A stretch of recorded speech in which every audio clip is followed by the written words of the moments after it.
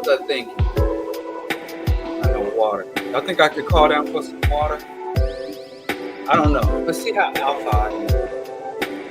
Try to call down for some water. See if I can get somebody. Say! Nobody's responding. Say!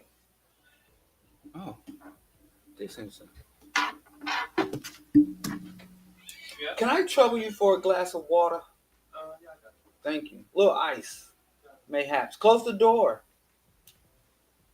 Thank you. Anyway, how y'all doing this evening? Welcome to the BroDiallo broadcast. It's April 28th, real close to May. It's a hot day here in Chicago, which I'm very thankful for because Chicago weather is lame as hell. Oh, thank you very much for complimenting. This was given to me, compliments of OK Africa and my man Travis over there in OK Africa. So yeah, very nice. I treasure this. Oh, you know what? I have something to say. I want to speak to my community for a second. First of all, I want to apologize to my community because I came into some abundance recently and I'm kind of ashamed of my behavior and my actions. You know, I always said that if I ever had a come up, if I ever received any level of abundance, that I would stay humble, that I would stay true to my roots. And I don't feel like I did that. Because, you know, I came into some vegan Kit Kats, like a large stash of vegan Kit Kats. And I kind of lost myself. I was on here bragging and flashing my shit. I didn't want to associate with people who didn't have an abundance of vegan Kit Kats. And so, you know what they say, money, power, it corrupts us. But now I'm down to 2. These are my last 2 in the world. My last 2 in the world. So I'm going to put these in the freezer. My last 2. And I'm a little ashamed of myself. First of all, I'm ashamed of how I was behaving when I had stacks on stacks on stacks. And I'm also ashamed that in this short amount of time, up to and including my wife was hiding. These are the ones she tried to stash away. Which I found her stash. I didn't find it. I was like, where did you put my Kit Kats? And she was like, I was hiding them for you. And I'm like, I didn't ask you to. Come on. So anyway, I'm down to 2. So now I'm the same OG. Thank you. I'm the same OG. Check and see if the cup is clean. Let me tell you something. Kids will do something for you. He probably just grab any cup. Go up under his bed and just grab a cup. And, you know, but it's a clean cup as far as I can see for now. Nothing floating in it. Refreshing. So this is filtered tap water. I tried to find the most ecological way of consuming this contaminated Chicago water. And I didn't want to be buying bottled water and all that. So we got a filter, a carbon filter. So we just filter our tap water. And that's how we do water. Anyway, like I said, I'm back down to earth. I'm just like y'all now. I'm just a broke ass peasant with no Kit Kats, 2 Kit Kats to my name. So I'm just like the rest of y'all, and I'm back. So I ain't being like that no more. And I apologize for my behavior back when I did have stacks on stacks. Anyway, I've also got some bad news, man. People be sending you like texts. It used to be if it was bad news, people would at least be like, I'm going to call you. You cannot call you. But people will just send you bad news via text. Not to say that the person who sent me the text, I'm not criticizing them. I'm just talking about a social cultural phenomenon. That if you got some bad news or something important to somebody, wait till if you can't see them face to face, don't leave bad news via text or voicemail. That's all I'm saying. Like seriously sad or bad news. That's all I'm saying. Because I heard Brother Natural passed away less than a week ago. And if you were in Brooklyn, New York, or if you were part of the cultural community in Brooklyn, New York in the early 90s, 92, I first met this brother in 1992. And he was like one of the first like loving militants. I don't know how to say it. This dude was like very like loving and warm and accommodating. And this is before, like I said, this is 92, back before brothers could express emotions and be heterosexual at the same time. This brother was like always like genuinely asking you about how you, and we used to make fun of Brother Natural. We used to, make fun of him because he'd be like such a genuine, warm, embracing, wholesome, nurturing man. But he was also like culturally and politically conscious. And this is back when everybody that was cultural and political conscious was militant and angry black man. This is in Brooklyn in the era of Onyx, buck, throw your guns, ante up. And everybody was like hardcore. See, yeah, you from BK, you know Brother Natural. So I get a message, and I haven't spoken to Brother Natural in years. But I used to be like, man, this dude, and he was everywhere. He would be at the drum circle. He would be at the Kwanza event. If he wasn't at Kwanza, he was hosting Kwanza, the African Street Fair, anything that was progressive, political, conscious, culturally aware, and health and wellness and vegan and natural healing and detox and spoken word and theatrics. This brother was everywhere all the time. Because I know back in the early 90s, I was a kid. And whenever I would show up to something of significance in the hood, Brother Natural was already there. He got there before I got there, and he left well after I left. So, and we used to go on this thing called the Chelsea Runs in Prospect Park. And it was like parkour before parkour, but it was like revolutionary pro-black parkour where we felt like we were preparing for guerrilla warfare against the oppressive state and its policing and oppressive military wing. So we would go to the park and run like ankle deep in along the lake's edge, and we would climb these high fences, and we would go through all the thicket and stuff and run along these divider walls. And it was like parkour, but it was more like obstacle running. And he would be there. And if you met him, he was a slight dude. Look, I'm calling somebody slight, but he was a slight dude, but he was really strong, really fit. So I can't even imagine what happened.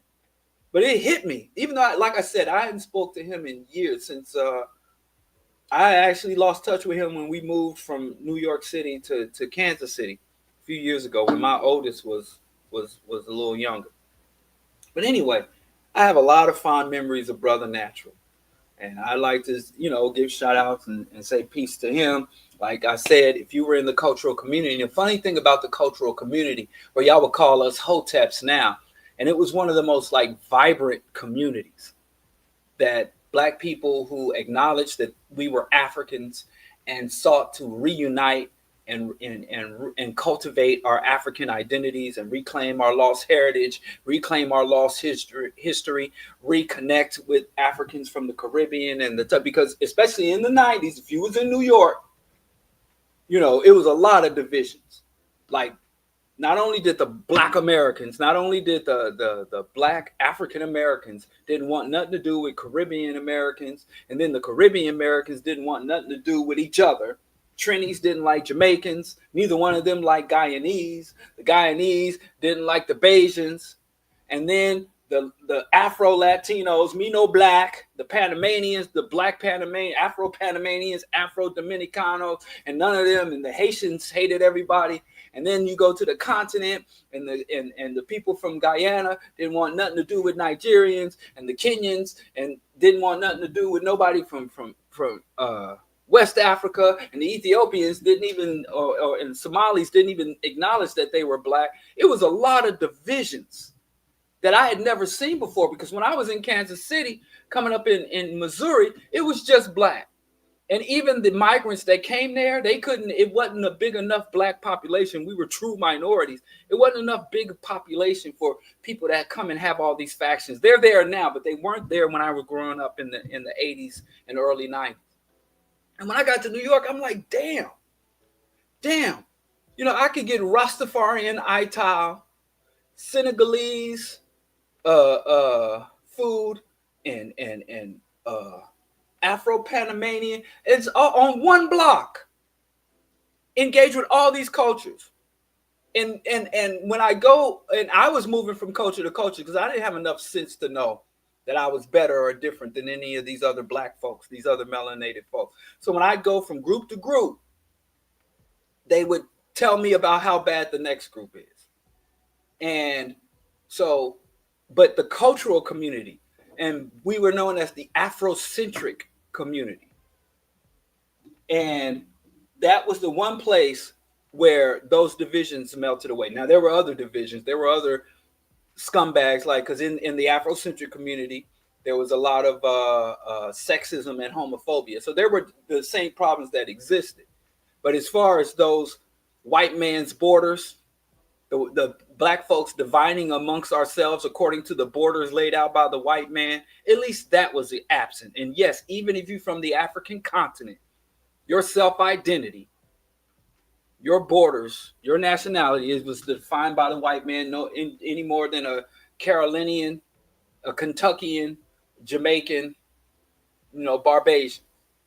So anyway, oh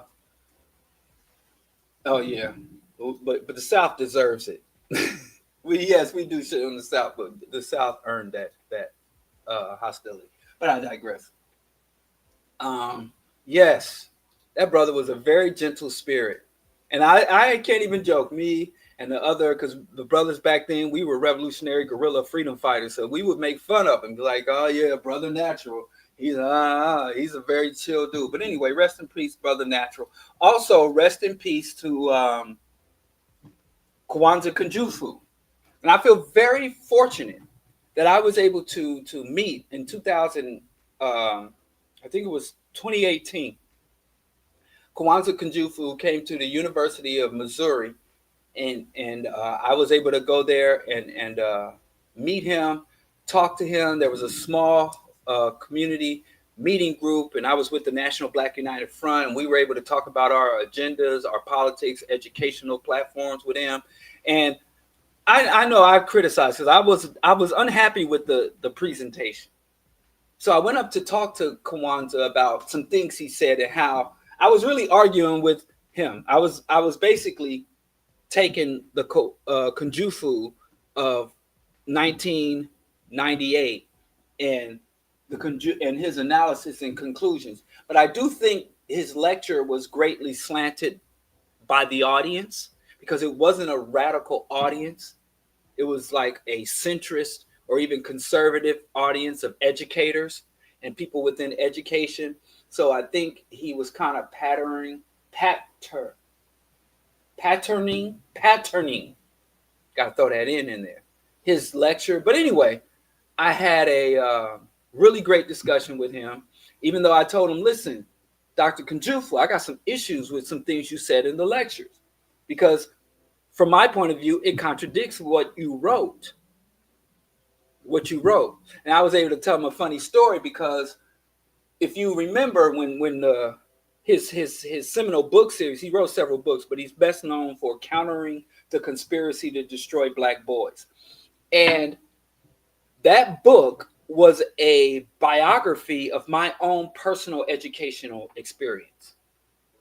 And it kind of shook me to the core. I was reading the book and he talks about fourth grade failure syndrome.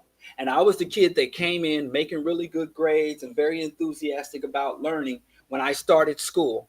And by the time I was in the fifth grade, I was chronic absence, flunked. I was held back in the fifth grade.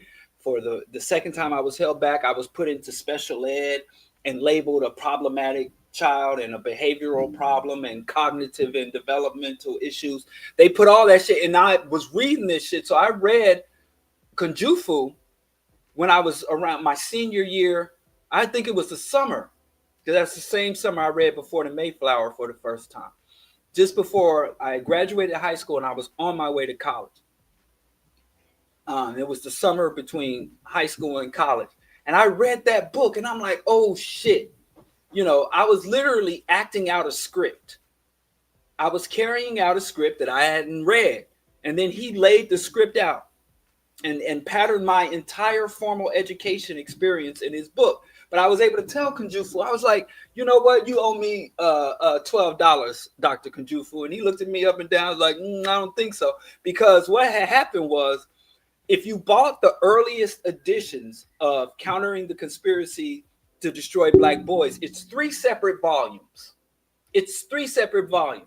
So I bought two volumes from Samori Grace, Brother Bill Grace, at the Du Bois Learning Center at the Du Bois bookstore. And then I bought the third copy at A&B Book Publishers in New York. So I got all three. Yeah, I got these books. And I was flaunting. I'm like, yeah. And I finally got to read the third edition. And right after I got my third part, he came out with a compilation that had all three books in one. Like within a week of me buying the third book, I look up and at the same Du Bois bookstore, there's like all three books in one. And I'm like, man, this is, come on. And I never forgot that. And I didn't have money like that. I didn't have none. I ain't got it like that. So years later, I bought the complete set, all the books in one. And I had to tell him, but he laughed. He got a laugh. And he was like, man, I ain't had nothing to do with that shit. You can talk to the publishers. I wrote the shit and put it out there. And they decide, to put it in three parts and then to make it into one. I didn't have nothing to do with it. So he's like, you barking at the wrong tree. I'm like, your name on the book. You know how black folks do. We don't deal with all that backroom stuff. Your name on the book, your pictures on the book is yours. Give me my $12. But he didn't give me no $12. But I'm so happy that I got a chance to meet, another icon of black scholarship and education. And I definitely have to do a review of Countering the Conspiracy to Destroy Black Boys. And so rest in peace to him. We lost another elder. And we got some elders still with us. Please reach out to them. Please engage with them. They love to hear from you. Please, don't let these ancestors pass away, or the good brothers from around the way. Don't let people who have been significant to you personally or made a positive contributions to our just aspirations, don't let them, pass away without letting them know.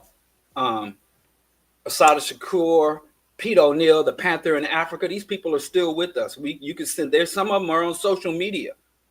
Jalil Al-Amin, H-Rap Brown, you can get their contact. Just reach out. Mumia, Dr. Marimba Ani, I just heard that she's back from Ghana. She's back in Georgia. I send them a line. Now, don't start harassing them. Don't ask them to do shit. Don't ask them for shit. Don't ask them to do shit. Just tell them, I appreciate you, and leave it at that. So they ain't going to be with us forever. And then take the baton and run with it and build on their stuff. But anyway, just like just like I said, I was balling. I had my head in the clouds. Me and Money Mayweather are apparently going through the same thing. Me and Money Mayweather. I heard Money Mayweather had like $500 million of his personal assets frozen by the federal government. And he was part of some shady New York real estate deal. And then he went on social media flexing real estate, New York real estate investments, and they locked his shit down. And so he apparently, I saw the interview. He's crying. He's on that interview crying, tears. Now I ain't gonna cry. I'm down to 2 Kit Kats, but you ain't gonna see me cry. I ain't gonna share. I'm gonna be strong. But me and Mayweather going through the same damn thing. I'm out of Kit Kats. He's out of greenbacks. And I have to tell y'all, it's not that. Now, normally I would get on here and I like to say, I'm indifferent. I don't care. They ball chasers. I don't care. They gladiators. I don't care. They ain't represent us. But I'm so happy. Man, if I was a man of who believed, a man of superstition and a man of make-believe, I'd be like, thank the Lord. I mean, this motherfucker, while our people are suffering and struggling, number one, not only did he flaunt his wealth, gross, tacky, before the world, every time he opened his motherfucking mouth, whether it's Black Lives Matter, whether it's women's rights. Every time this motherfucker opened his mouth, he was saying some demeaning, disrespectful shit for the black masses. And so, man, it couldn't be more deserving. So to cheer myself up from going from abundance to lack, I'm watching the down and enjoying the downfall of Money Mayweather. And I fast and pray that every black multimillionaire and multi-billionaire gets the same outcome. Yeah, I said it. So y'all stop being of the delusion that these wealthy blacks are an asset to us. Wealthy blacks are not assets to the black community. Wealthy blacks are allies to the white elites. What was your sinner's comment? What was your sinner's comment? Oh, I had to. You want me and Dr. Ball to break down sinners? I ain't heard from Dr. Ball. Last time I talked to Dr. Ball, he hung up the phone in my face. Click. And that's weird to me because I don't think in my entire life has a man ever hung. Now, I've been hung up on plenty of times. But I ain't never had a dude hang up on me. That was a first for me. I guess you live long enough, you're gonna have a lot of unique experiences.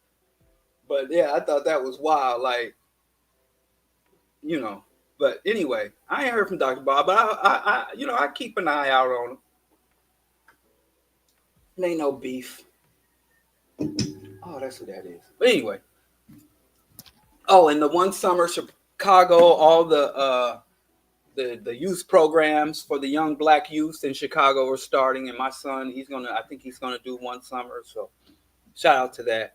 And I like to give a shout out, Brother Natural. Shout out to Kwanza Kunjufu. I like to give a shit out to Floyd Mayweather. Hope the feds catch him. Yeah, I'm hating. I was people like, ain't no hate. Ain't no hate. Why? I mean, if you don't have the capacity for hate, you don't have the capacity for love. If you don't have the capacity for hate, you don't have the capacity for love. That's what I say. Yeah, I be hating. I mean, what is it? That song, Biggie Smalls, that's not all MCs have the gall to pray for my downfall. I don't pray for your downfall, but if it does come about, I'm going to enjoy the ride. I'm going to watch from a distance. Oh, and another downfall, TD Jakes is leaving Potter's house. I ain't even going to get into that shit. But the people who are out there like, hey, it's I don't think there's a coincidence between Diddy's trial beginning and TD Jakes' career ending. He don't want to get snatched off the pulpit with his pack of hot dogs on his neck. He don't want the feds to come and grill that pack of hot dogs he grew on the back of his neck. I can't stand TD Snakes. I can't stand Money May. I don't like them. Yeah, I'm hating on them. I think their wealth should be confiscated and redistributed to the poor and working class people they got it from. Anyway, that's a good yeah. TD Jakes gave his ministry to his children, his daughter. But really, it's the son. If you're a true Christian, you know that a woman is not to occupy the pulpit. If you're a real Baptist, if you keep it really real, if you're a true Baptist, if you really paid attention, if your ancestors really listened to the white man that colonized and enslaved them and taught them the light of Christ, if they was really listening and taking notes, ain't no woman got no business preaching to nobody. You're to be silent. You can bake some cookies and mop the floor, but you don't have no authority in the house of the Lord. And then sisters want to get mad at me for telling them what's in their Bible. How are you going to get mad? That's like me getting mad. Somebody come and tell me, hey, this is written in Amos Wilson's book. Marcus Garvey said this, and I'm going to get mad at you for telling me what I believe? But when I tell Christians or Muslim what's in their Haditha or Quran or Holy Bible, they want to get mad at me. Now, they don't get mad because they say, you're wrong. It doesn't say that. What they tell me is I'm either misinterpreting it or, oh, that's just a parable. That's just a fable. That's not meant to be taken literally. And that unto itself is a sin too. I'm trying to bring as many Christians to hell with me. So I set them up to blaspheme, and they do it every time. But anyway, yes, TD Snakes is leaving the Potter's House ministry to his daughter, and I saw some Christians going back and forth talking about, well, it is the Lord's responsibility to call. It is the Lord's responsibility. They're not supposed to inherit a ministry. You can't pass down a ministry. The Lord, divine light, is to inspire you to take up the Lord, take up the cloth, take up the ministry. All right, what kind of Lord y'all got, man? I'm like, shit. GD Jakes is like, if you think I'm gonna just turn this pimp, hustle over to just anybody. So anyway, yeah. And I have no, let me tell you something. If you volunteering, I ain't gonna sit here, oh, those poor people. I'm hating. I'm a hater player. I'm a hater innovator. I'm a hater facilitator. Nobody's greater. Yes, I am a hater. I think hateration is wonderful. Anyway, well, let's get down on it. I want to talk about revolutionary cosplay, and today's discussion is about being addicted to losing, because we, the Black revolutionaries, we the revolutionary left, it ain't just the Black revolutionary, the anarchists, the communists, the socialists, the liberators, free to land, back to Africa. We of the true left are addicted to losing. Because and the reason we become addicted to losing is we have analysis. Conscious Black people have the best analysis.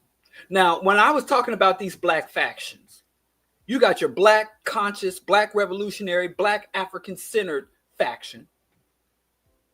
And they can be found spliced throughout. But then you have also what I call the Black strivers, the Black achievers, the Black excellent, the talented 10, corporate Negroes. That's a different faction from Afro. So now you do have people that float between both. But then you have the Black assimilationist. You have the Black assimilationist. You have the Black spiritual community, the Black Christians, the Arabized Africans. So you have all these factions. And let me tell you, of all these factions, you got the corporate Negroes, entrepreneurial Negroes, the religious, spiritual, Western religion, the hippie, flower, natural, organic, vegan, tofu, Blacks. Of all the factions of Black people that you have, the African-centered revolutionary left are right about just about everything. Their analysis on economics, entertainment, politics, even on, well, one place where they're weak because of Dr. Fubar and Malamu Baruti, one place we're weak is in gender and sex issues. So if you listen to most African centers, when they start talking about gender, sexuality, or misogyny, they go off the rails. So I ain't saying we write about everything, but the shit we write about, we really fucking write. We writer than anybody else, right?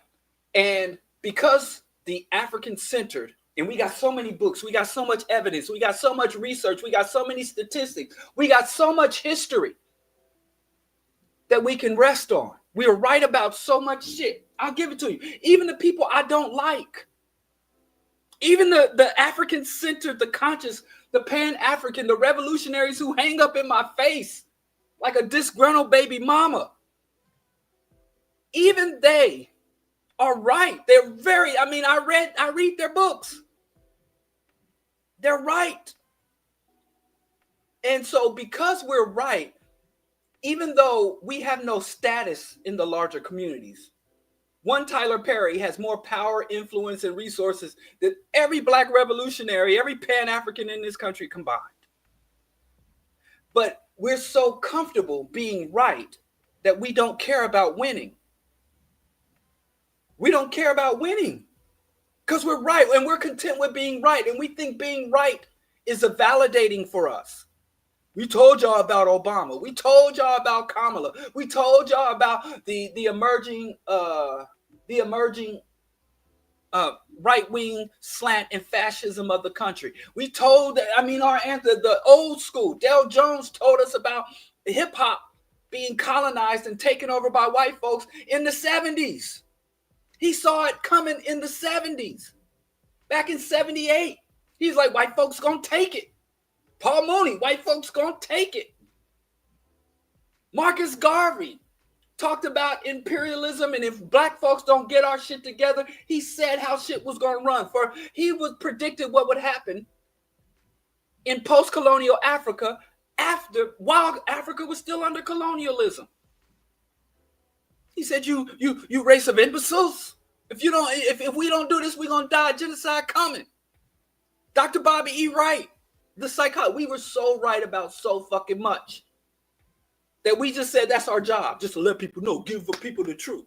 And so many times, I've been in meetings, I've been on the streets organizing, I've been in lectures where the black conscious revolutionaries are like, we just got to teach the people. We got to tell the people the truth.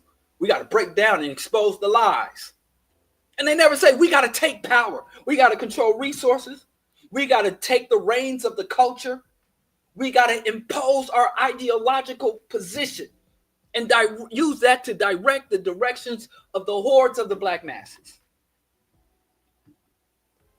So we're addicted to losing when I really could have said we're addicted to being right. And that wins us nothing. And we still get called hoteps, we still get mocked, we still come across looking unrealistic. There are a lot of people that are like, I really like what you have to say.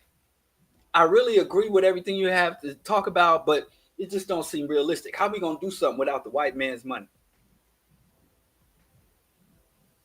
And so the black people that come out here and says you'll have paradise, 21 virgins in paradise, you'll be on streets with gold and milk and honey, that the Lord's and blessings, and they build up all these goddamn black churches, and we got these goddamn cult leaders, ministers, prophets, holy men. We got the black people telling us banks will free us, even though Africa's full of banks. We ain't even got to start. Africa's full of banks, and Africa, the African continent, is full of black businesses.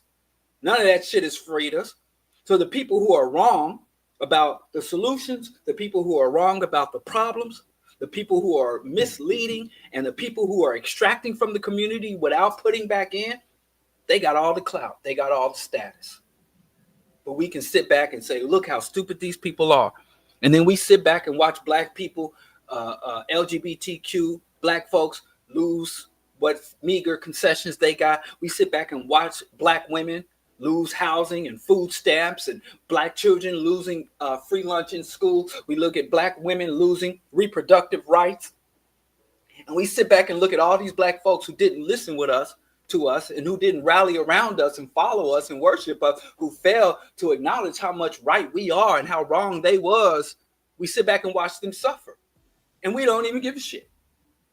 Many black folks, maybe they don't celebrate it, but they don't give a shit. They, well, shit, should have listened.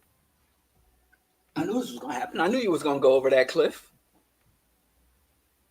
And that is not revolutionary, though. Because the revolutionary is an intellectual endeavor.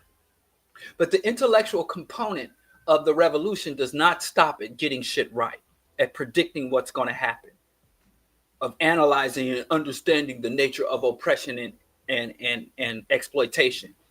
There's another part that requires our thought, our analysis, and that's constructing viable resistance. And I know black folks, I've been in this struggle most of my life. And I know black people who've been doing real committed, black people I love and respect, that have been doing the same shit over and over. And because it's the right thing to do, I'm doing the right thing. It doesn't matter if I win or not. It doesn't matter or not if I take power or not. It doesn't matter if I can subvert or reverse the agendas of our oppressors or not, because I'm doing the right thing. I'm out here doing the right thing. Now, you say, well, is the right thing effective? That's not relevant, because I get to go to sleep at night, and I do. I sleep mad comfortable. It ain't just because I got a fine woman next to me. I sleep comfortable because I know every day I get up and work to make a positive contribution to the just aspiration. I know I'm not deceiving nobody. I'm not exploiting nobody. I'm not taking from nobody, but I'm still obligated, because most of the things that make my life miserable are the byproduct of exploitation. This t-shirt to this computer monitor, it all came from exploitation in capitalist system.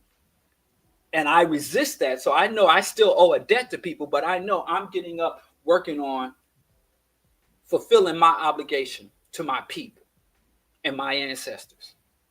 So I sleep comfortably in that, but I lose sleep because I'm like, my side, my people collectively are losing, and because this is the people, and then within my whole people, I'm part of this very special community of the Pan-African revolutionary conscious Afrocentric community. They're fucking backwards as hell. You know, and we debate about each other about who's right, and we even argue about each other. I'm doing this work. I'm in. And so many black people in my face, well, we in the streets, we doing this, we doing that. Now, nobody ever asks is like, is it effective or not? And I see a lot of liberals doing effective shit. I see a lot of liberals. I'll even admit, I see some positive shit even coming out of the churches, but I don't celebrate the positive shit coming out of the church. There's a church up the street from my house. They got a free clinic. You know, there's another church, another liberal black institution, part of the not-for-profit industrial complex. We helped them set up an organic garden. And, you know, there's people, but many of these non-revolutionary formations, many of these pro-black organizations, Nation of Islam, Hachu, they do more harm than good. And we tend to look at the good and highlight the good and laser focus on the good and pretend like the harm they do is either justified, unavoidable, or that it just doesn't exist. So I call that revolutionary cosplay. And I talk to revolutionaries, and they have really grand ambitions, but no practical way to achieve those grand ambitions. And I no way, shape, or form say that they want to take down capitalism. Absolutely necessary. They want to end imperialism. Absolutely necessary. They want to stop the spread of Zionism and the Zionist atrocity. Absolutely necessary. They want to end, not enough, more black conscious organizations need to get on top of this fucking ecology. But the revolutionaries want to stop the hyper exploitation of the world's ecosystems and the destruction of the planetary biome. But no practical way to get from here to there. And because I've got this grand thing I want to do, I want to end global white hegemony. And I don't have any practical way of doing it, but I'm right. I'm correct in my condemnation. I'm correct in how it's set up. I'm correct in the damages that it takes.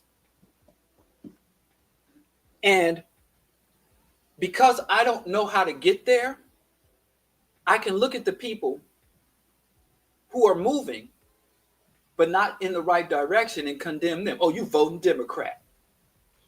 You trying to register people to vote. You vote Democrat, you voting for, I mean, it's dumbest fucking shit I hear. If you vote Democrat, that means you're voting for genocide. What the fuck is you talking about? Fuck is you talking about? Well, you vote Democrat, you vote for genocide. I mean, that's offensive things to say to somebody who's trying to fucking, you know, maintain fucking access to free lunch. Somebody who wants to support loan forgiveness or trying to get just a government subsidy for an electric car.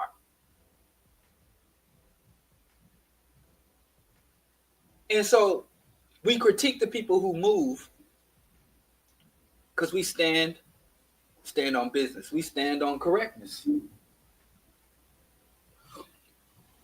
I had an interesting interaction this week. I was dealing with these black anarchists and communist. But they weren't, most of them were, some of them were black, but I was dealing with anarchists and communists, mostly black, with some white folks, Asians, and they were true blue revolutionaries. They were ready to bring this whole shit down. And they posed a question, because it's real weird to me. Motherfucking the Democrats, the Republicans control the House of Representatives. Republicans control the Senate. The Republicans control the executive branch. And the Republicans control the Supreme Court. And the Republicans control the most of the state houses across the country. And you still got conscious black people talking about Democrats. I mean, you might as well be criticizing the Whig Party at this point. You might as well be attacking the Confederate States of America. I ain't saying the Democrats are dead, but they're dormant. And I saw black folks, again, being correct, being so fucking addicted to failure, but correct as fuck, talking about Kamala. They just wouldn't shut up about Kamala. Kamala lost, got elbowed and kicked in the shins and ran off with her tail between her legs. And I'm like, okay, all these conscious black folks are about to switch from condemning the Democrats and attacking the Democrats. They about to get on and finally, because I was waiting for the motherfuckers. I was begging black people, you got to attack the fascists. You got to attack the theocrats. You got to attack the ultra conservatives, the right wing, the ultra right. You got to attack Trump. Go in. And everybody knows it's Democrats. And I'm like, fine. After the election, I thought they were going to pivot finally. But they still talking. They stopped talking about Kamala. Now they mad at Bernie. And they mad at Ocasio-Cortez. And they still can't bring themselves to look. And I know Trump is a ugly man. He's an ugly ass man. But black, like, what the fuck is this? See, here we go. I'm talking about the conservatives and Democrats aren't also fascists. Did I say that? I said they're not in fucking power right now. And I just blew my mind how the black conscious community just refuses to go in on the Republicans. And I hear more black people call Democrats fascists than call the goddamn Republicans fascists. Let me calm. Let me recenter myself. Let me just go to my happy place. Let me take a toke. I'm gonna take a toot and I'm not even going. Let me not escape. I'm not gonna do no escaping. This shit's perplexing. And I was like, man, you keep telling black folks not to be liberals and telling black folks how bad the liberals are, but I don't ever hear y'all talk about not to be conservative. I never hear no black person saying the conservative, the right wing, the right. Well, what do I know? Y'all still talking about the Democrats, even though they are the opposition party. They're the party out of power. Even when they're in power, even when the Democrats have the presidency, they don't exercise power. They milquetoast. They weak as fuck. But I digress. I had a discussion with some communists and anarchists. And because they can't fucking talk about the Trump administration, they have to talk about, well, what are the Democrats going to do next? Who are the Democrats going to run? Blah, blah, blah, blah, blah. And so they're like, well, Diallo, you're supposed to be this big black Pan-Africanist. If Ocasio ran against Trump, I'm like, Trump's not running again, I don't think. So it's like, well, if Ocasio ran, and if she ran, I was like, hell yeah, I'd vote for Ocasio. And they were like, you ain't a revolutionary. You voting for genocide. Yeah. And I'm like, here's omnicidal oppression. Here's socialist utopia. What's this? Oh, let me take this dude off here. What's this step? And that step? And that step? And the message from the black left to the black masses is, get on our program completely or die. So I'm not going to entertain and I'm not going to give weight or value to the concessions that bring you some level of relief, to the meager resources that you're able to secure from the state apparatus that help to keep you afloat. That is beneath me. It is beneath my effort. It's beneath my concern. because I have this grand thing that's in the here, beyond, and beyond. How's that any different than a minister saying your reward is in heaven? We can't go to black. No, it's not. That's the problem. We don't know the difference between reformist and revolutionary process. Dale Jones says revolution is a process. It's not an event.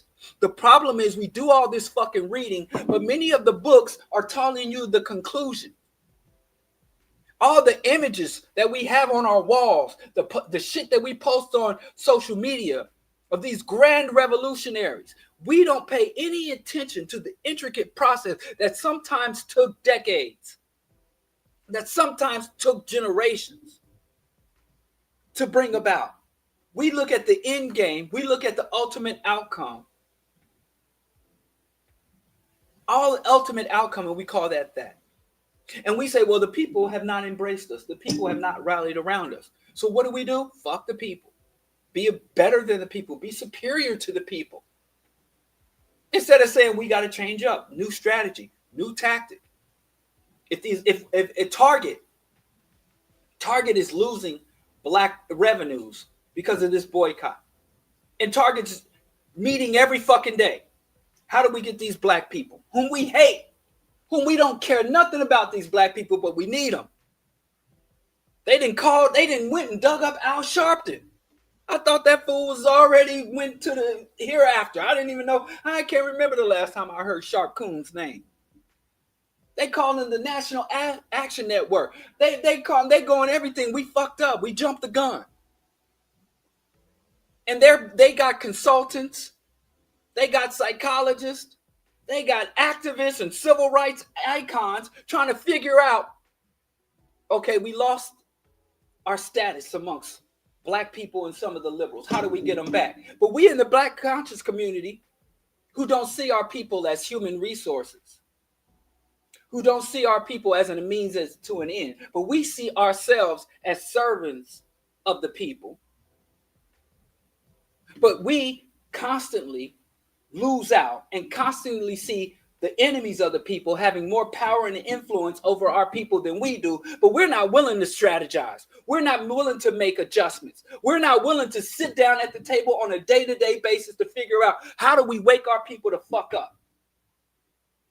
Do we use force? Do we use charisma? Do we try to seduce them? Education's not enough. Having the facts on our side is not enough. Being right is not enough. It hasn't been enough for 2-3 generations now. But y'all too superior to humble yourselves as servants of the people to come back at it again and again.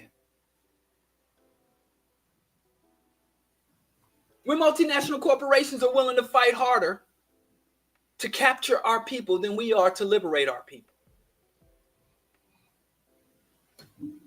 Because we just so damn sharp. That's revolutionary cosplay. That's revolutionary motherfucking cosplay. And we need to be discontent. Look at this ant. This is like the third ant. Well, the weather's warm. I got something for your ass. I got this natural spray. I squirt, knock that shit right out. I'm gonna have to get that. But it's an ant. I don't know. Are ants classier than cockroaches? Like if y'all saw a cockroach crawling here, would y'all think less of me than you do when you see a little ant crawling? I don't know. See this shit? The revolution will never come if we keep voting Dems for small concessions. Where the fuck? How do you, what? Let me tell you something. Maybe I'll come back to that. Oh my God. Oh. So now we stop. And first of all, who's we? How many election cycles will Democrats have to lose before the revolution comes? That's crazy. You just say random shit. Please back this statement up. Demonstrate to me how this statement is true. Demonstrate. See, that's the same thing. You get these welfare checks. That's no different than saying welfare destroyed the black family. That's a conservative thing, giving handouts to the unworthy. First of all, revolution and voting aren't even on the same plane. They're not on the same plane because revolution is not on a ballot. Revolution is not an electoral process. You can vote for reforms and concessions and still make revolutions because they're two separate and disconnected acts. So you think you can vote for revolution? So who you do and don't vote for has an impact on revolution?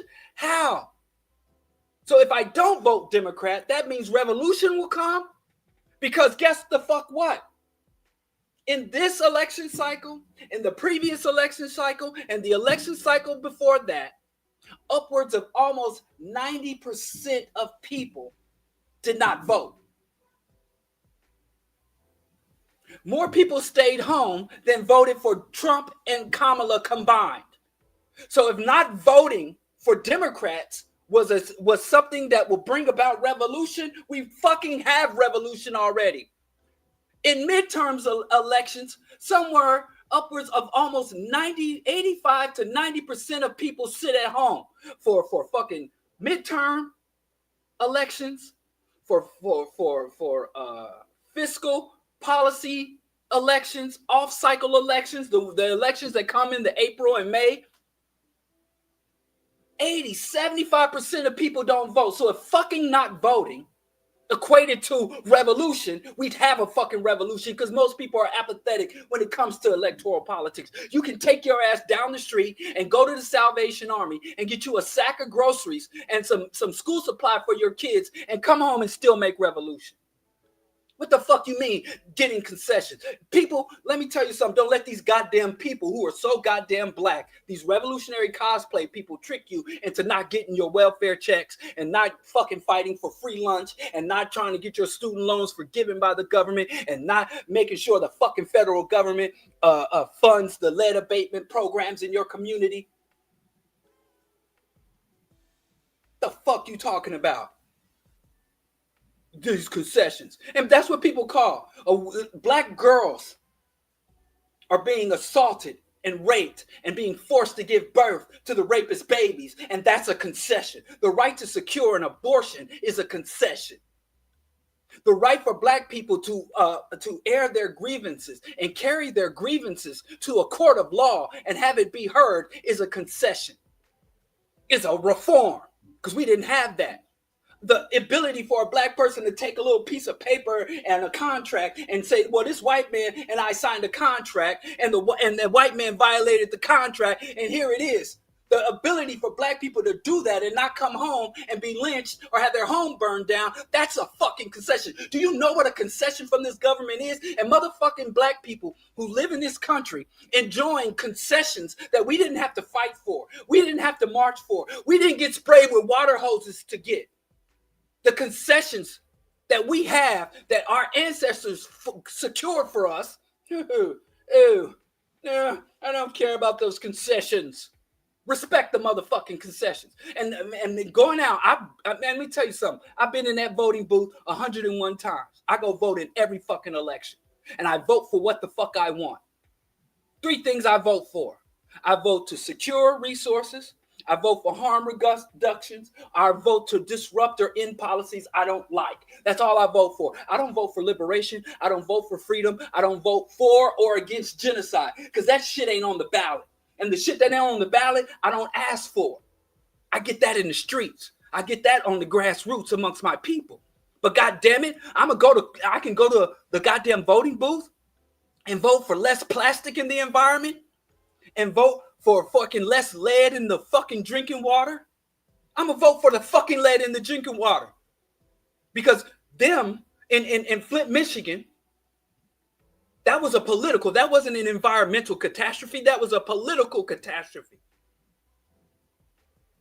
And if I could go vote and say, hey, we should continue to get our water by Flint should not use the local water source because it's too corrosive. So Flint should continue to take a portion of our tax dollars and get money from Detroit Lake, Michigan. and use Lake Michigan water and have it pumped into it. And then the political decision would say, no, we have our local water source. It's not worth that money. We're no longer going to give you that concession, and we're going to use local water, which led to the Flint water crisis. And a conscious black person who claims to love black people would be like, nobody cares about that concessions. Many of us wouldn't be here if it wasn't for no motherfucking concessions. So I'm not going to disrespect concessions. I'm not going to say that concessions don't fucking matter. And if all I got to do is to get the concession is take a afternoon on a random Tuesday in November and go vote. And let me tell you something. There ain't one revolutionary in the world to say, ooh, I got a food stamp. Revolution over. Because if a food stamp can stop you from being a member of the revolution, you wasn't a revolutionary in the first place. And that kind of shit is why we fucking lose. Because we think voting for concessions is somehow undermining or goes against revolution. The fuck? And we think that shit is so slick. We think that shit is so fucking sophisticated.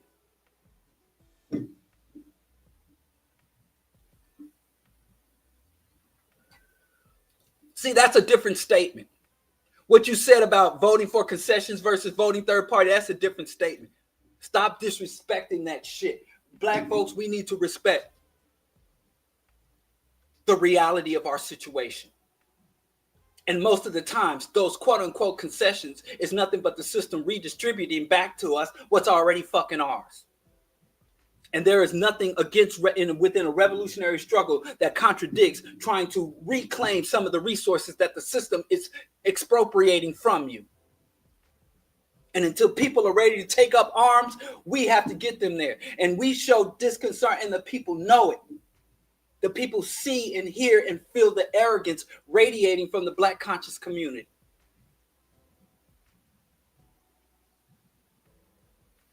We don't. Yes, it's a two-party duopoly. Why are you just saying random shit? Tie it to something, Savitha.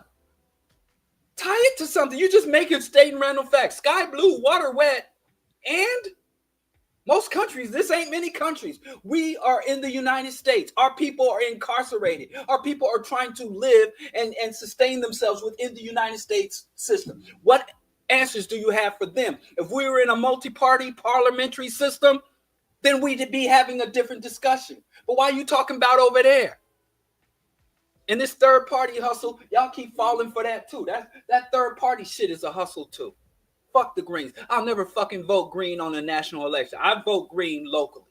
I organize, I promote, I even get people registered for Green locally. But on the national level, y'all keep letting Jill Stein run that hustle on y'all every 4 years.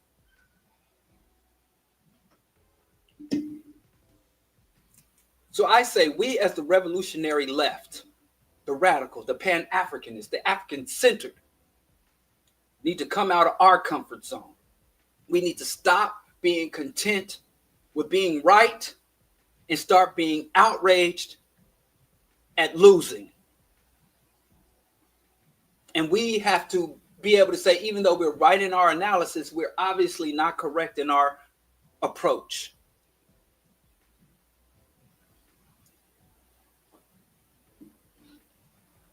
I'm going to open this up for questions because people talking mad greasy. So y'all obviously know better than me, some of y'all. The link is in the comments. You can come on live, holler. And I'm going to deal with the Q&A because I ain't even halfway through my notes. And if I go at this pace, I'll never get through it. I said what I said. Okay. Well, somewhere, in some places. B. Morakuma states, speaking on rich ball chasers, those black sports fans and their think pieces on the NFL draft. Yeah, you know what? This is what's weird. I'm not a fan of professional ball chasing. I've never watched an NFL game. I've never watched a Major League Baseball game. I've never watched an NBA game. I never know. I never, not once in my life, not even the Super Bowl. And Democrats did not ignore Flint. You are a goddamn lie. That's just not the record. Let me answer that. Let me start at. This is a goddamn lie. Democrats ignored Flint. What a fucking. We just say shit. And do you know who the Democrats are? When you say the Democrats, you're talking about your aunties and cousins and them. And even if you're talking about the DLC, the Democratic Leadership Committee, or the Black Caucus, there are so many. This is a national fucking party with 1,000,001 different factions and pockets. God damn. I'm not a Democrat. But I'm not even frustrated with people attacking the Democrats. I'm frustrated that the attacks are so ineffective. But anyway, where was I talking about? Yeah, I talked about that. And I don't follow ball chasing. And the fact that this shit was bombarding me everywhere. I go online, Sanders, Sanders. You would think it was the fucking the Malcolm X family. You would think it was. I'm like, what the fuck is this? And then I go online, Sanders. I'm out in the street. I'm downtown. Sanders, do them Sanders, man. Fuck the Sanders and whatever the fuck they went through at the draft. How about that? Class conscious. Because I didn't heard the Sanders folks, the daddy Sanders say some things he shouldn't have said. Or he didn't have to. Anyway, welcome to the BroDiallo podcast. What's your? Let me put your name up. Kadir. Welcome back. You've been here before. Yes, it's been a minute, but peace to you, BroDiallo. I've been thinking about this for a while. Is my sound okay? Yeah, your sound is fine. I'm the one. Okay. Okay. I mean, kind of what their topic is on is this clinging to like morality and righteousness. Mm-hmm. And I think it goes into our, indoctrination from these religions. But like what would you think can help avert us or kind of help us build a more amoral kind of compass as we navigate kind of the situations we're going to find ourselves in? Because I've noticed it too, where there's this hindsight bias, righteousness, morality, and it's like, what good is this if it's like, always leaving us, in situations or even in worse situations than where we were, um, before historically, or whatever. And then also, how does imagination play into it? Because I think a lot of times we get caught up on a fact, but we can't really expound on, some of these situations. So, for instance, I think a lot of us, we can know a fact about history, but we don't actually know how it applies, like on, fluidly or in context. So I don't know. People can't really envision like some of the facts that they know. They know that, I don't know, Reconstruction was a thing, speaking about like the movie Sinners, but they don't acknowledge like some of the very details of it and how it plays into like reality, or why certain things happen the way that they do or did in the past. I don't know if I'm making any sense. Hold on. Do you have me playing in the background? I'm in this echo. Is that coming through your phone? Feeding back? I don't think so. It sounds so clear you don't to me. have that playing in the background. No, I don't have it. I don't think I have it playing in the background. No. I'm gonna just mute you while I respond. Okay.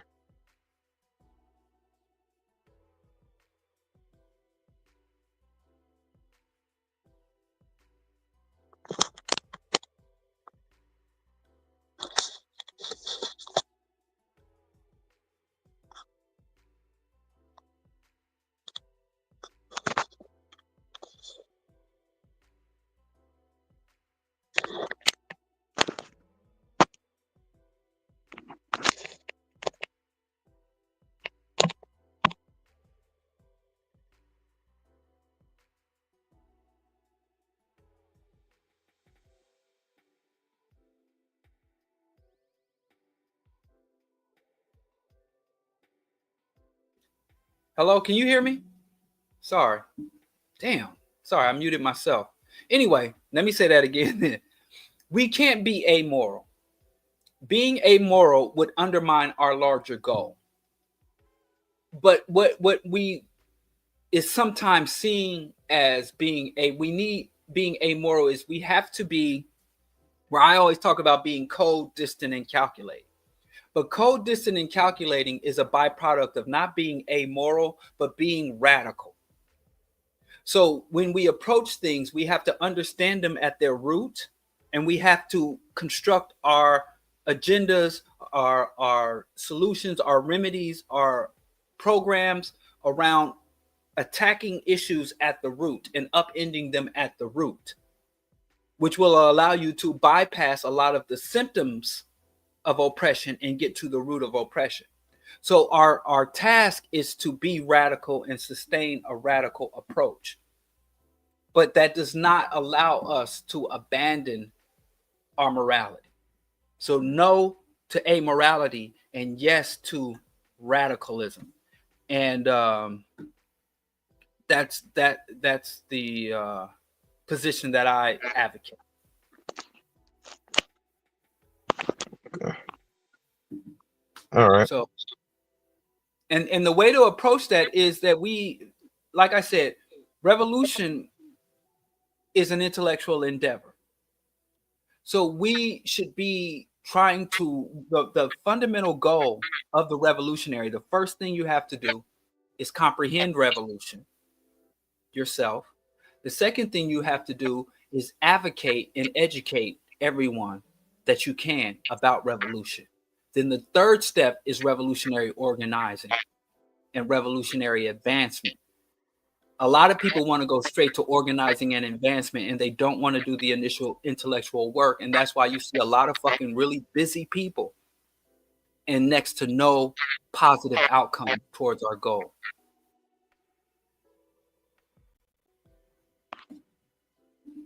But you got that, Kadir? Yeah, no, I got that. Yeah, I guess I didn't have a better word than amoral just because of like. Yeah, it's radical. I know the word radical has been bastardized and abused, but it is true. Radical means seed or root. Right. And all a radical does is understand and comprehend things. So a true radical would never say single mothers are the problem, or a true radical would never say having our own businesses and banks are the solutions, because you're looking beyond the symptoms, the superficial outcomes of oppression and capitalism, and you're looking at the roots. So you understand you have to come up with a whole new system of valuation and distribution of resources. You have to go from individual private ownership to collective and personal ownership of property and the means of production. So that's a radical analysis. So, but that is rooted in morality, in Okay. appropriate and correct, and humanity, being humane and empathetic. Because I just know like moral appeal to morality being like a logical fallacy, and then we have like moral relativism. Right. We appeal to people's reason. Our goal is to Okay. make our people intellectual.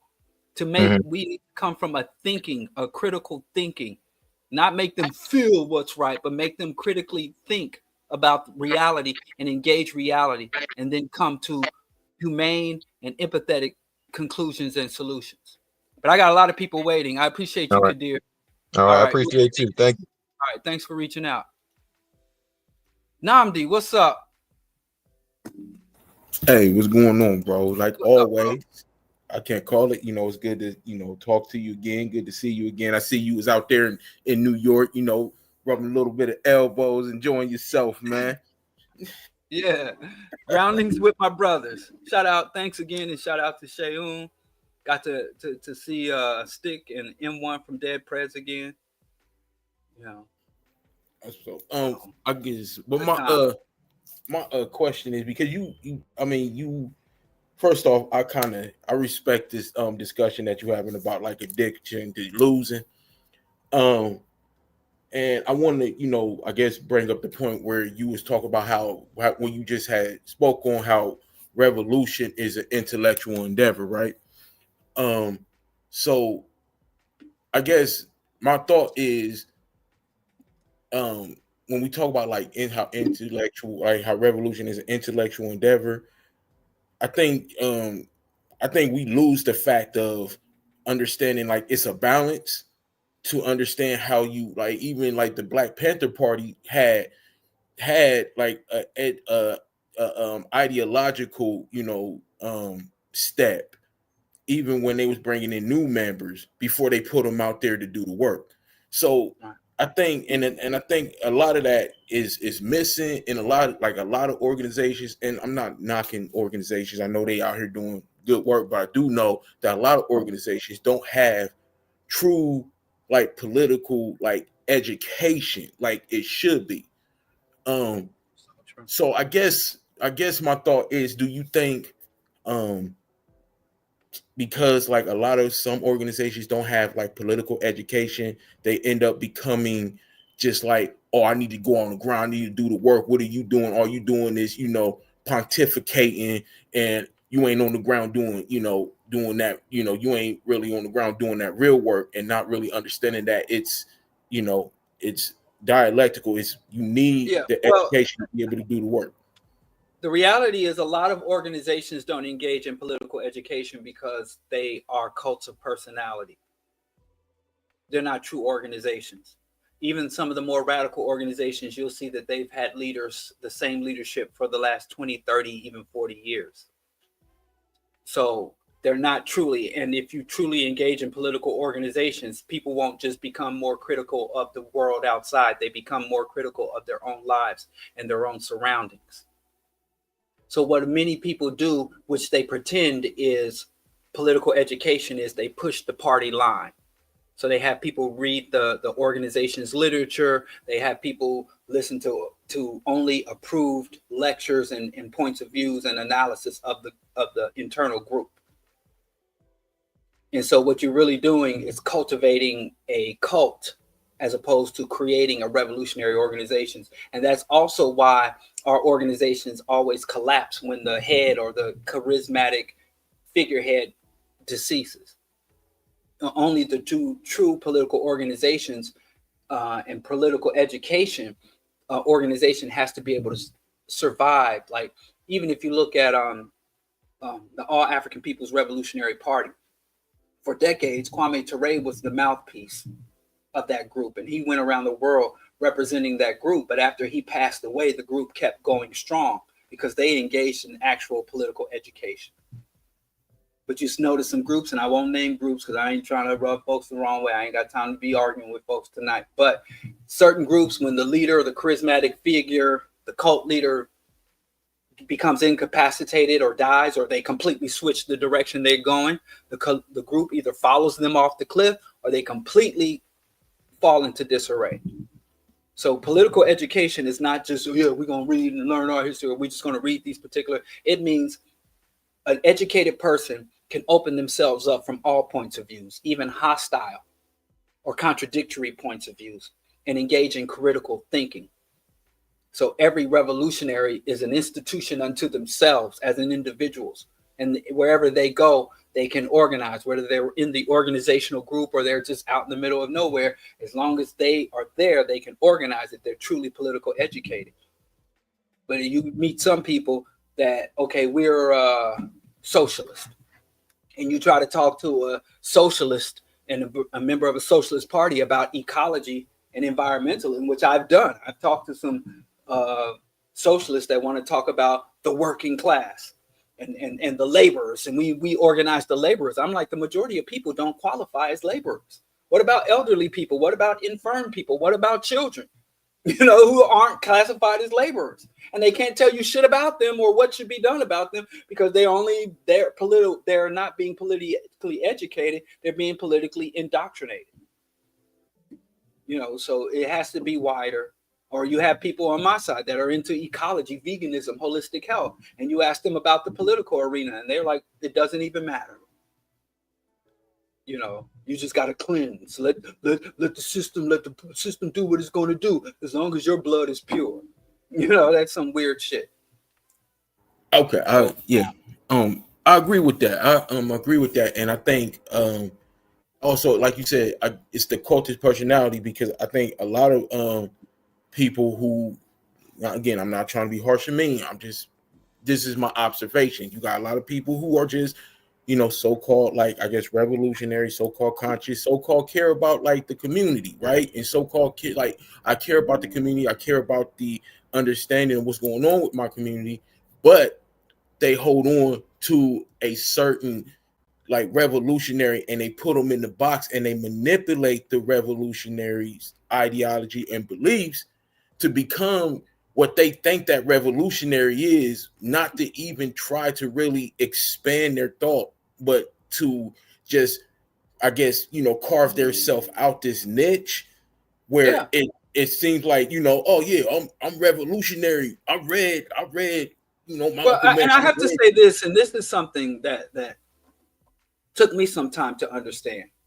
A lot of Black people come to the liberation movement to exercise freedom, not to secure freedom. They come to the movement to exercise their personal freedom, not to secure our collective freedom.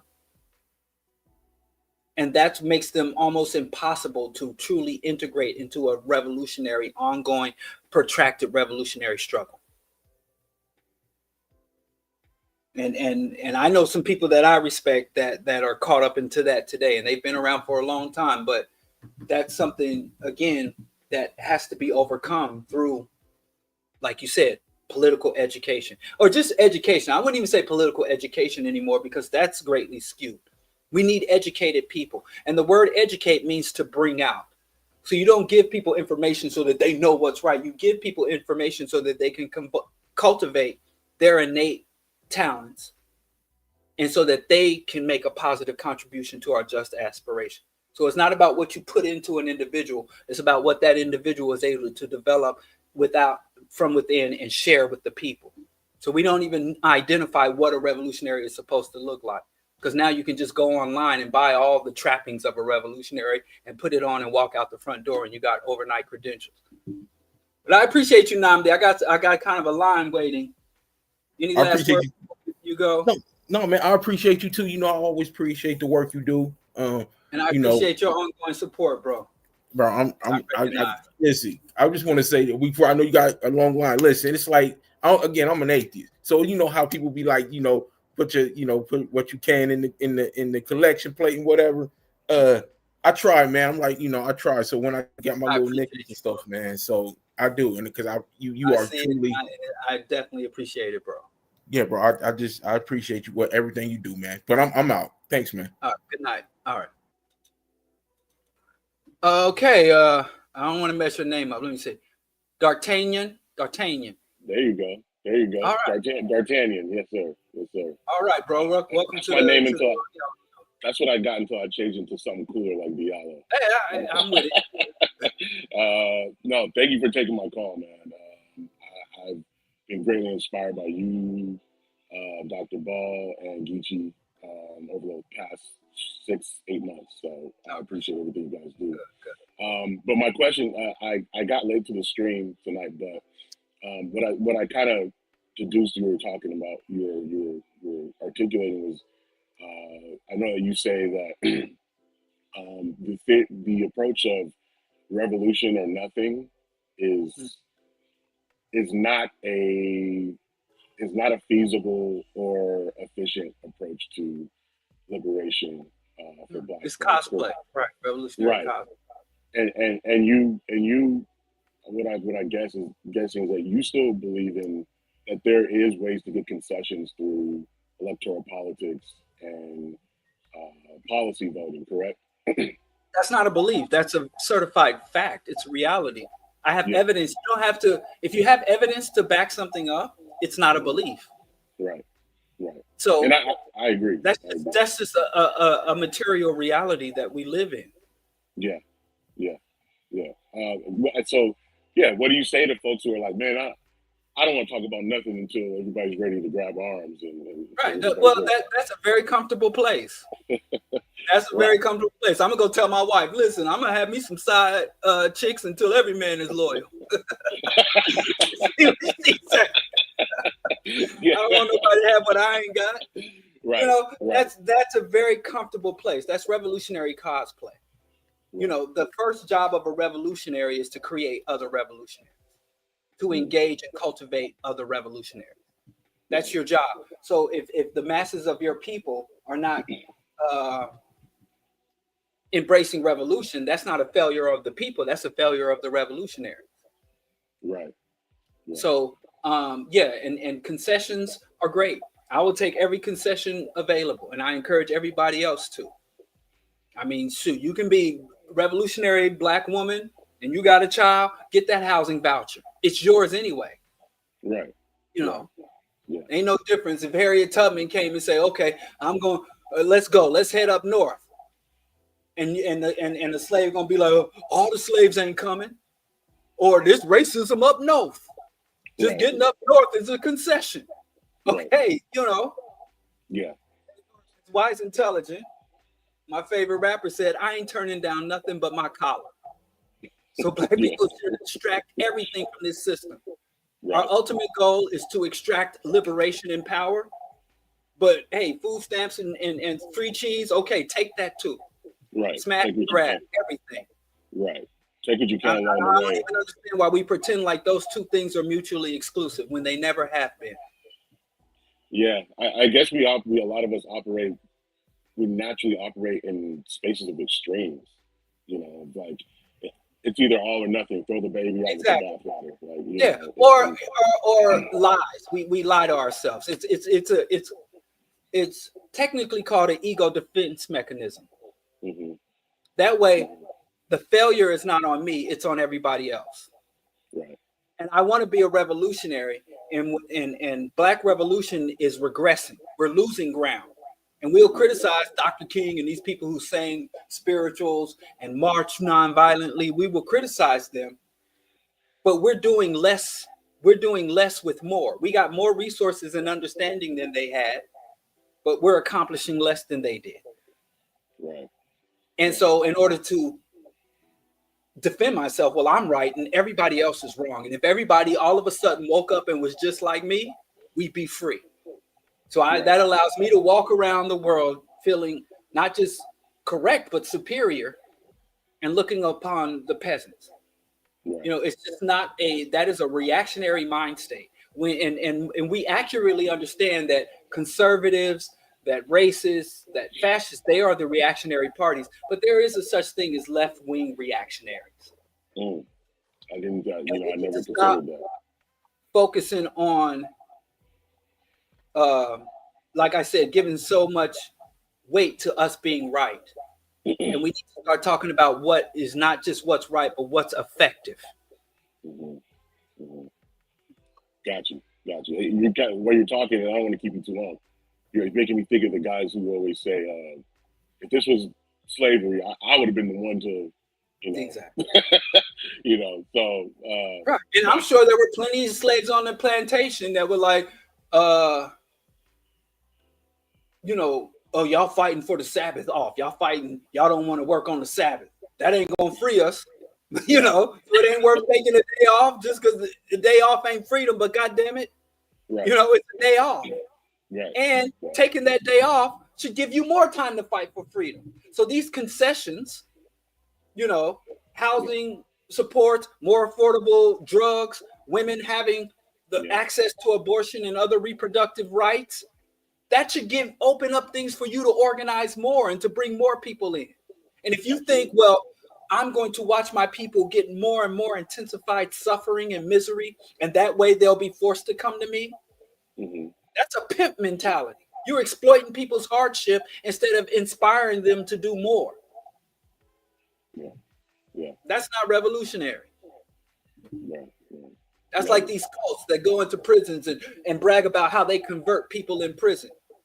You converting people in prison, you're exploiting people in the most desperate situation they've ever been in. That's a predatory behavior. That's not a liberating behavior. And we ain't gonna name names. You know, when you said about cults, I was gonna bring up a certain organization, but when you said you're not gonna name names, they name the names. Come on now. You know, and we gotta stop calling cults organizations, even though cults are organizations. They're a very particular type of organization. Well, it's a leftist organization that you and I both have supported, I think, because Yes. PSL has gotten a lot of accusations of cult-like behavior. And it's disappointing. I still thought that and I'm like, and it's lame because if you're gonna join a cult, why join a religious or political cult? Join a sex. I mean, because if you ever see me in a cult, you know it's a sex cult. Even if I say it's not. Even if I say it's not. By the time you see BroDiallo in the cult, you know I'm getting off. It's a sex cult. I mean, if I'm gonna do wrong, I'm gonna do wrong the right way. Right. I understand people joining cults, making them cover up and dress up. You can't eat what you want. I'm gonna join a vegan candy bar sex cult. A vegan Kit Kat. Vegan candy bar sex cult. See, they just never. I can't even pretend like I'm so smart. I just ain't found the right cult yet. Just give you some time. Well, I'm saying a consensual sex cult. Like now, that's the. Yeah, of course. I'm not above joining your cult, but I need a vegan candy bar, video game, consensual sex cult, and holla at your boy. You're a simple man. Changing my name. You're a simple man. Let me talk you're crazy. I'll give you. I know you got a cue. D'Artagnan. What you want, man? I know you got a cue, but I just last question. I'll let you go. Burkina Faso. What are your thoughts? I was saying I'm cautious. I said years ago that I'm cautiously optimistic. But we've been here before. This is nothing but a repeat. And this Messiah cult-like following that Ibrahim has developed gives me pause. His calling Russia his brother. And too many of us keep confusing the Russian Federation with the USSR, which are two different institutions. Right. Yeah. And I'm going to quote somebody on the ground. Shayun said, from his own analysis, that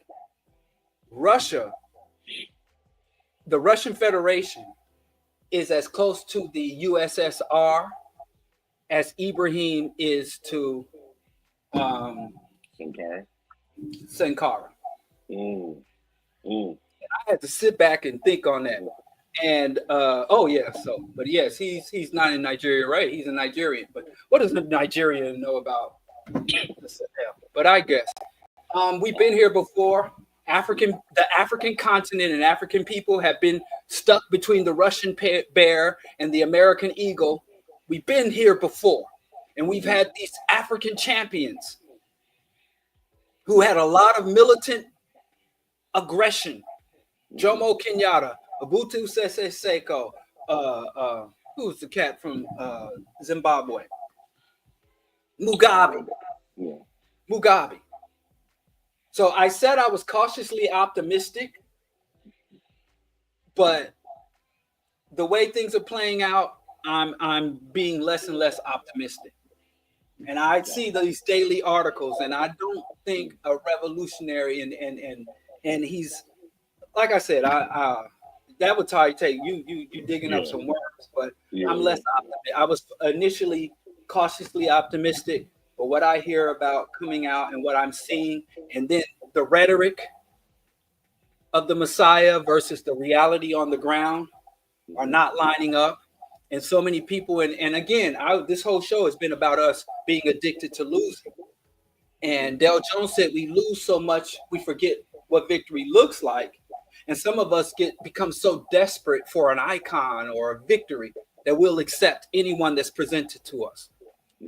And I don't trust any leader that can't be scrutinized, that can't be questioned, that can't be critically examined, that you just have to take love and support wholeheartedly. Not to say that his enemies are my enemies. The United States, the Western imperialist, capitalist, white hegemons, shoulder to shoulder all day. So as we confront external enemies, back to back, shoulder to shoulders, there still comes a time where we have to ask questions amongst ourselves and within our circle. But yes. Appreciate your analysis. Thank you. Appreciate your thoughts. Yeah, but when I said I was cautiously optimistic, people curse me out like that's not enough. You need to be in complete, unquestioning praise and support. No, I never think that's the good way to go. And if you could see the images now, first of all, and there's a lot of suppression of African people in Burkina Faso. Mm-hmm. And we've had military dictatorships rise to power and military dictators rise to power, promising just if you can deal with some repression, you can deal with some military regime just enough. And then as soon as we cross this threshold, we're going to give you true freedom, as opposed to chocolate coated oppression. And he promised an election in 1 year, didn't come. He promised an election in 2 years, didn't come. Now he says, stop worrying about an election. This ain't a democracy. This is a revolution. Mm-hmm. Yeah. Yeah. And I'm saying, is he an African leader or a Russian asset? And what's the difference between those two things? And I'll leave it at that, man. Goodbye, D'Artagnan. You're going to get me in trouble with my wife, in trouble with the whole black community. All right. All right, sir. All right. Next time, bro. R, you're my final correspondence for the night. Question, comment, criticism, R? All right. Can you hear me? Yes. Loud Hello? and clear. Yes? Okay. So I'm going to make this super quick. Long story short, I'm very backwards in a lot of ways. And that's I'll keep it there, but the main point is I'm surrounded by a lot of I guess I'd call them like conspiracy heads.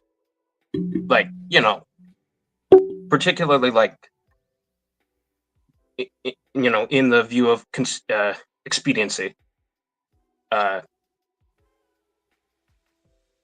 main thing I'd like to start with, like, there's a million things I'd like to ask, but We only have is it possible? 5 minutes Yes. or less. Okay. Can you just like list out like not all the stuff about like climate change, but like just the irrefutable facts? So like, because I think that if there's something people can get around or should be getting around, despite everything, it's like the extinction of all humanity. So like I think of some stuff like the, ice cores, that are dug up that can be used to determine how like, the climate is actually changing. And I may be getting this super wrong, but like, I'm pretty sure, but like the way that they can actually tell that like carbon's in the air, it's like spectro. I think the mechanism is like it's shooting like light into the air and then it's reflected back. And the way that the color determines, you can determine the elements like that the light reflected back off of. So Well, you don't even have like to those do are all just that. two You things. pretty much do a mathematical equation dealing with the industrial production and emissions. You know how much humans are emitting through automobile, industrial production, fossil fuel extraction and production. So once you know how much being emitted, and then they have electrochemical analysis of the environment. It can tell you how many parts per million of carbon, oxygen, nitrogen are in the air, and even aerosols and other chemical elements. Yeah, that's been pretty accurately measured. I mean, for over a century, that's been including the not just the amount of carbon in the atmosphere, but what rate it's increasing exponentially and the harmful side effects of carbon concentration in the atmosphere. Okay. That's pretty well established. I don't think even the people who deny climate change deny, carbon emissions and carbon concentration in the environment.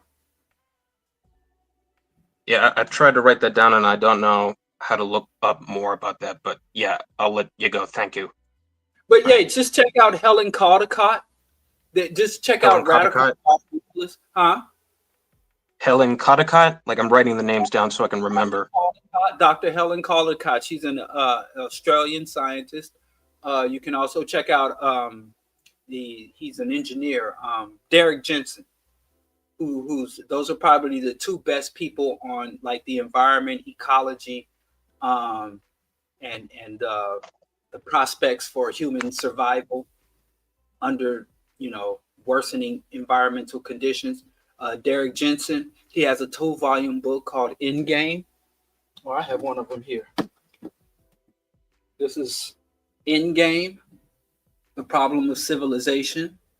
And Dr. Helen Caldicott, I don't know, I have her books too, but her website has really good links to some very powerful and accurate and peer-reviewed science. Dr. Helen Caldicott.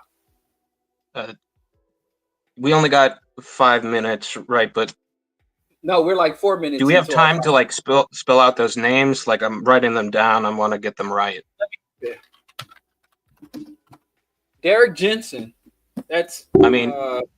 You could just like. I'm sorry. That's like just show the names and like I can look at like the VOD later and wr't them down. I don't know if that's you got the book, so I don't know. Just like show it up to the camera. I could look at it later. There's his name. This is probably the best, not the best, because James Howard Kunstler and David Graeber has some better, and even Dimitri Arlov. But this is one of a good one. I won't say it's the best. The only reason I'm saying it's the best is because the one I have here. But if you go to drhelencaldicott.com and I'll put up her website. I'll share that on the screen. If you are like you don't really know anything about science but you are very curious, this is Dr. Helen Caldicott. Oh, there's a picture of her. See, she's still doing YouTube. But her book, Sleepwalking to Armageddon. I don't have this one yet, but I have her other ones. Clear Power is Not the Answer. A very good book on environmentalism and all the false remedies that they have.